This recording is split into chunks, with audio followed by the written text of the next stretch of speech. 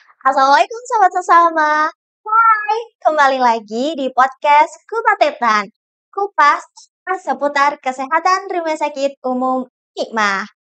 Sebelum memasuki topik kita yang sangat seru hari ini, kita kenalan dulu ya. Hai, perkenalkan, saya Kak Zalfa dan narasumber hebat kita ada Kak Elisa. Hai, Salsa. Gimana Kak Elisa kabarnya hari ini? Alhamdulillah baik, Kak Salva. Alhamdulillah. Salva baik juga. Alhamdulillah sehat dan bahagia hari ini. Kita mau ngobrolin tentang apa sih Kak Elisa topik hari ini? Apa ya? Apa ya? Kuliah sederhana dan biasa dilakukan sehari-hari. Teman-teman, ada yang bisa tebak?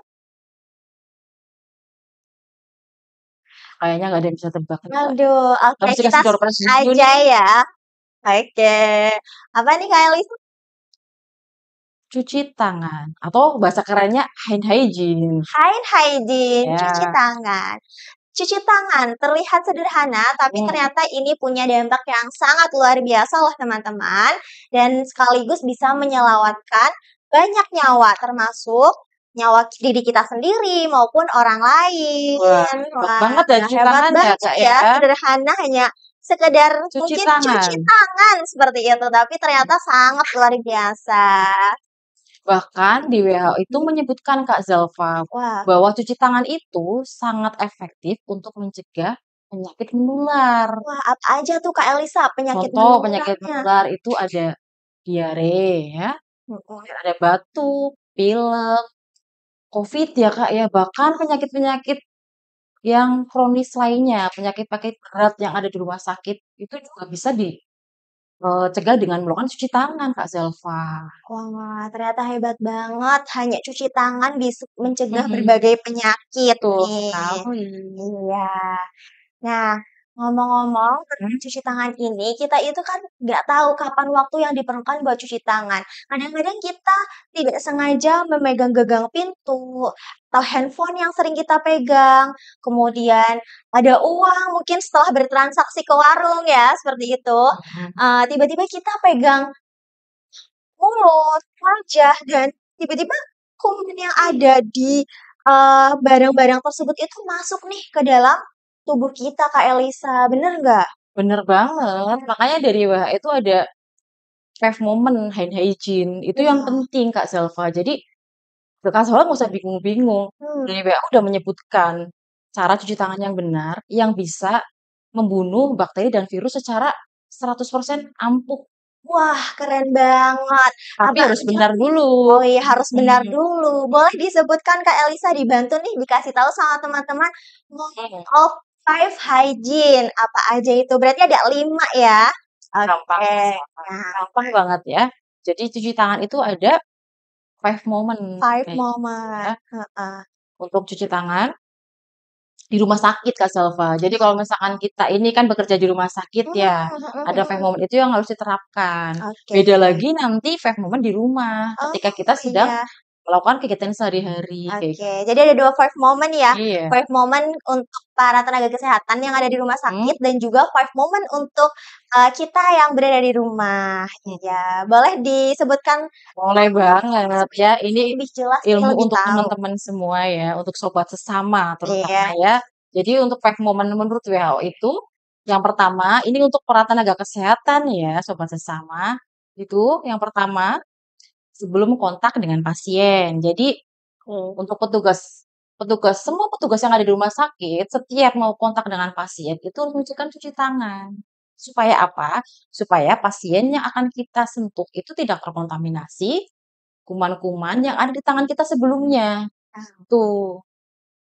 Terus yang kedua, itu sebelum kita melakukan tindakan aseptik. Jadi, tindakan aseptik itu apa aja, Kak Salva? Jadi, oh, contohnya, mhm, sebelum kita pasang infus, sebelum kita melakukan pemasangan selang kateter, itu kan tindakan-tindakan yang membutuhkan untuk yang steril ya, Kak, ya. iya, Jadi kita oke. harus cuci tangan dulu sebelum melakukan tindakan tersebut supaya tidak terjadi infeksi Mhm, pada pasien kita nantinya, kayak oke. gitu. Kemudian yang ketiga, Mhm?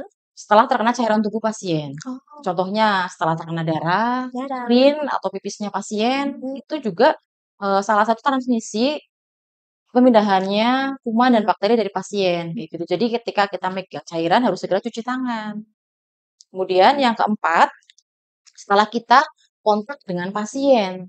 Jadi setelah kita kontak dengan pasien, keluar kita juga harus cuci tangan supaya kuman yang menempel di tangan kita karena kontak dengan pasien tadi Ya. itu hilang lagi, bersih lagi. Jadi nggak menular kemana-mana kumannya. Terus yang terakhir nih, sebelum kontak dengan lingkungan pasien. Jadi lingkungan pasien itu pun menular Kak Selva, sama halnya kayak yang tadi Kak Selva bilang, Iya, HP, HP, meja, betul. kursi, semua fasilitas di sekitar pasien itu adalah transmisi penyebabnya, transmisi untuk menempelnya kuman-kuman dari pasien juga. Makanya Iya. setelah kita kontak dari lingkungan pasien nih, contoh buka pintu dan sebagainya, kita harus cuci tangan lagi.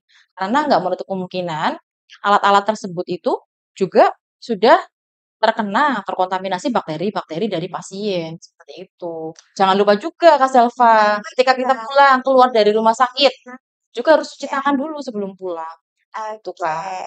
Wah, berarti baik untuk tenaga kesehatan maupun pengunjung rumah sakit juga harus, melakukan cuci tangan ya, Kak Elisa ya, karena Bener kita banget, tidak tahu penularan kuman itu bisa melalui apa saja, ya kan, Kak Elisa? mhm. Iya, kalau yang di rumah nih, mungkin teman-teman yang lagi nonton itu kan lagi ada yang di rumah, apa sih momen five hygiene yang ada di rumah yang perlu kita lakukan untuk mencegah berbagai kuman dan penyakit yang ada di rumah? Kalau yang di rumah itu pasti ya Kak ya. Mhm. Biasanya Kak Selva apa coba kalau di rumah? Cuci tangannya kapan? Sebelum makan, Sebelum makan ya, ya sudah makan ya sudah kan, makan ya. iya, terus apalagi ya, setelah, buang air besar, buang air kecil, Sabun kan ya pakai Kak? sabun dong tentunya, Iya betul banget, jadi seperti itu, seperti yang Kak Selva bilang. heeh, Salah satunya setiap kita makan atau minum, atau setelah selesai makan. Karena mhm, makan itu kan kita memasukkan makanan ke dalam mulut, ke dalam iya, pencernaan. Jadi betul, harus bersih tangan kita, jangan sampai makanan itu terkontaminasi oleh bakteri dan virus yang ada di makanan, oke, yang ada di tangan kita, kayak gitu.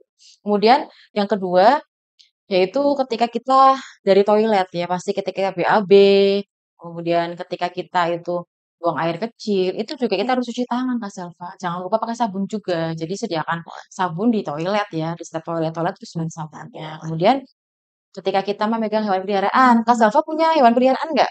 ada Kak Elisa, saya punya kucing di Kucing. rumah. Nah itu Iya, harus cuci tangan selalu ya saat mhm, kita megang kucing kayak gitu. Jadi kucing ataupun hewan-hewan lainnya yang banyak kita temui di rumah ataupun punya tetangga kita boleh pegang-pegang. Yang penting setelah itu kita jangan lupa cuci tangan kayak gitu. siap, Kemudian eh, yang paling penting itu ketika kita batuk atau bersin Kak. Jadi mhm, ketika kita sakit, kita itu bisa menyebarkan kuman ke orang lain, iya terutama betul, orang-orang terdekat kita yang kita sayangi kayak gitu. Jadi kita harus melakukan cuci tangan, terutama ketika kita batuk atau bersin. Biasanya kan kita kalau batuk atau bersin itu menggunakan tangan, ya itu nggak boleh ya nggak Kak ya, boleh harus ya, menggunakan punggung tangan. punggung Kalau tangan, misalkan kita ada tisu, kita pakailah tisu kayak gitu. Kemudian kita buang, lalu kita cuci tangan kayak gitu. Jadi bisa memutus rantai infeksi itu. Seperti itu Kak Salva. Wah, ternyata terima kasih Kak Elisa udah dikasih tahu juga nih teman-teman 5 moment hygiene yang ada di rumah sakit maupun yang ada di rumah. Nah, kalau misalkan sudah tahu nih kapan waktunya bisa dipraktekkan ya, waktu-waktu yang, eee, dilakukannya untuk cuci tangan. Nah, tadi kan sudah tahu waktunya kapan aja, sekarang gimana caranya cuci tangan yang baik dan benar? Ada berapa langkah ya Kak Elisa untuk cuci tangan yang baik dan benar? Untuk cuci tangan yang baik dan benar ada 6 langkah, Hmm, ya. Ada wow, 6 6 langkah. langkah sobat. 6 moment. Hmm, Itu juga kita harus sesuai dengan standar WHO juga ya, untuk 6 langkahnya itu. Jadi nanti dengan 6 langkah cuci tangan itu kita harapannya bisa lebih maksimal Kak Selva, untuk membunuh bakteri-bakteri yang ada di tangan kita. Kalau misalkan hanya one moment saja, itu ya masih kurang ya Kak masih Selva ya. kurang dong. Harus sampai 6 Iya, kalau mau 100% kumannya mati. kumannya Mau mati tahu harus nggak? 6 langkah. Mau tahu banget Kak El, apa aja nih 6 langkah cuci tangan yang baik dan benar? Jadi, yang pertama Hmm, harus ada fasilitasnya dulu dong ya. Oke. Jadi harus ada air, kemudian harus ada sabun Sabun. atau cairan antiseptik.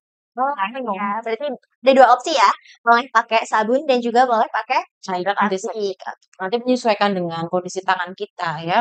Jadi ketika kita bepergian mungkin kita bisa bawa antiseptik ya Kak Salva. Kemudian Betul. tisu jangan lupa untuk pengeting kayak gitu.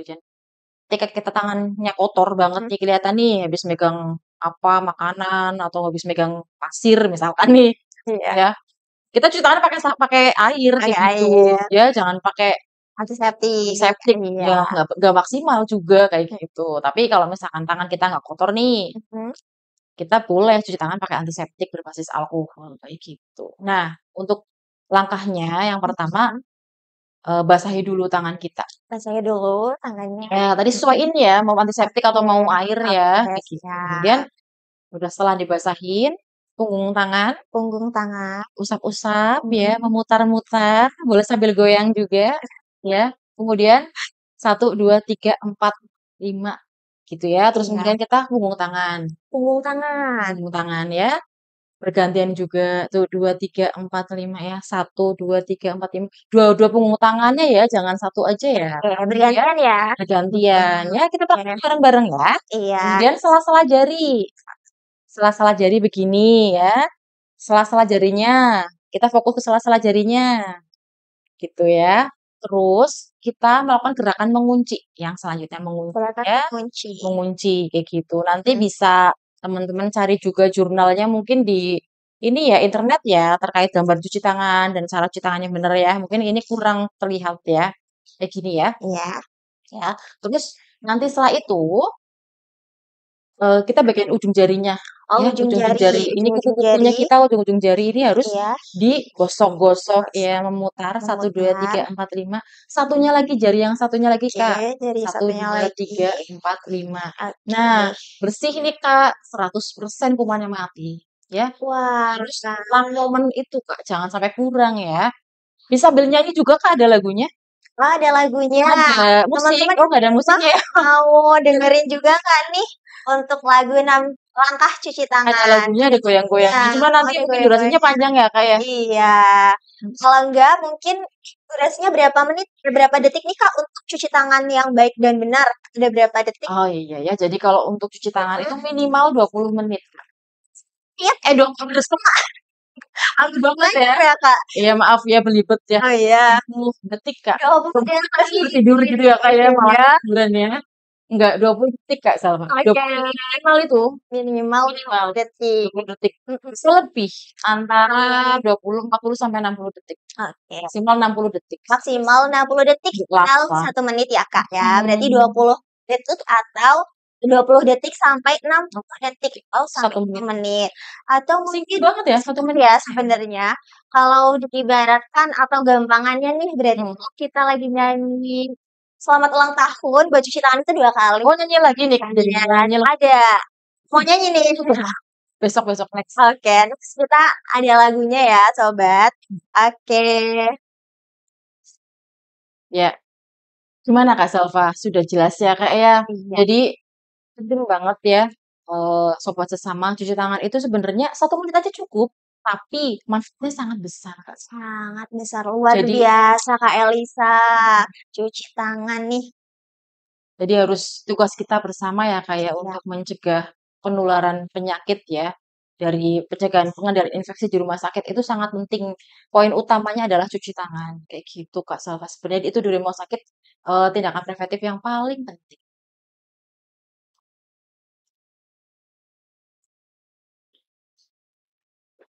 oke, teman-teman semua sudah dapat pembahasan topik kita, sudah dengarkan juga penjelasan dari Kak Elisa terkait langkah cuci tangan dan kapan waktu yang tepat untuk cuci tangan.